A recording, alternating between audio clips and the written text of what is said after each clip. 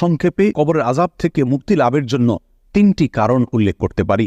প্রথম কারণ হলো যেই কোনো গুনাহ থেকে বেঁচে থাকার জন্য আপ্রাণ চেষ্টা করা, যেমন চুগলখড়ি করা, কোরআনকে পরিত্যাগ করা, মিথ্যা কথা বলা, সুদের কারবার করা, জিনার সাথে জড়িত থাকা, পেশাবের ব্যাপারে অসাবধানতা অবলম্বন করা, এই সবগুলো থেকে বেঁচে থাকার জন্য চেষ্টা করা। দ্বিতীয় উপায় হলো নবী সাল্লাল্লাহু আলাইহি সাল্লাম যে দোয়াটি কবরের আযাব থেকে মুক্তি লাভের জন্য সবসময় পাঠ করতেন, আল্লাহুম্মা ইন্নী আউযু বিকা মিন আযাবিল কবর, আল্লাহ কবরের আযাব থেকে আমি আপনার কাছে আশ্রয় চাই।